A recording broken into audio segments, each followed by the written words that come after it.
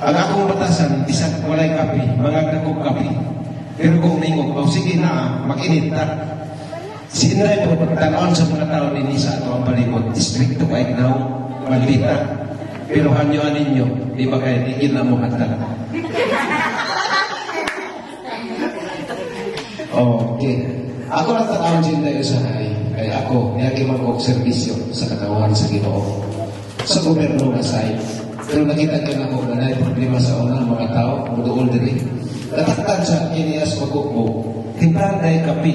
Pero ang kapi, hindi man pero nga kapi. Mga diskapi, 3-in-1, mga kriminati. Sir, kung na niya, o na nga, sige kong tanaw sa iya, nataktan din siya sa Inias Magukbo.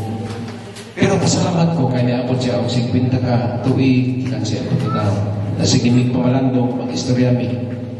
Mayon na sinday, susukoy, pasnanay, statay. Makita niya ang iya mga apo, madagko, kay lawas niya, mga gwapo, gwapa, at saka may tabo. Pero doon na sa pamalandong. Pero ang panganuloy sa inikanan, kamaharway niya ang mga anak. Kung unsay paningkamot sa kanikanan kanya ito, maupot ang diabot ninyo. Maupot ang diabot na mo. Kaya kung nakalagad sila sa una, makalagad po ang iyang mga anakan. Kaya kung sa pungiro po ang amahan sa una, may posible, diktaot puluktari ang mga anak. O naman, nigikan sila na nakalagad sa Ginoo.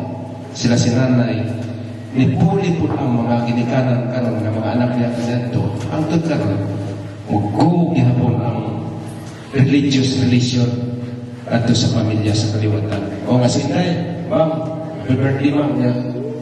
Salamat kayo kay imo yun hindi andaman. Sige sir, ikaw kanya. Ako sa mga ako birthday, ako pag maghanda. Ikaw ay maghanda. Kami mga on. Pero salamat sa tanan. John po, no? Si John na ang bilas. Siya rin ang nakago po na ihagda ng gamay nga baboy. Na mas lamisa. Ato na lang ng tanawon. Karong taon. Salamat kayo ma'am. Nag-bless mo ha. Dagan pa ka kayong lawas sa pan. Kunyahin na ang imong mga anak dito masigig papadlong mo. No? Hindi ba sila magmahay? Sige gagawin, may pa sila nag-ato pag UCP. Ikaw, anong disipusuro na yung panahon, no? Magkayo na ito eh, ang kanila eh. Pero mas pa sa punta, hindi ko yung iwa, ito ang pag-isip mo. So, alin lang, katuwanis. Ma, paningkamot sa mong kinabuhi, sa tatay kiatiman, ambot ko na may apo. Kasi pagbiya, taning kalibutan, wag itay apo. No? May pa si Manoy, ana, pero kita wala to kita. Si Alan na ana, no? Sa sayo na mo kamaksoon. Dali kayo ang panahon. Wala nga sa taon na. Good luck, folks. Last na po na alis. Lagyan na mo kita mga exonin dahil nasa lupa sa Manila. Naminaw po kang lupa nga sinuba murag full Christian na yan. No? Wala na itong ilang dato ambit dito ng mga kuring-kuringan. No? Murag i-bless po sila pag-ayo. Kaya kita tanan, manikamutas, no? Kita tanan. No? Akong gipinipan sa inyo mga magsuon. Papa ko kakita na nag-away mo nga nag-kulis-kulis sa iyo. No?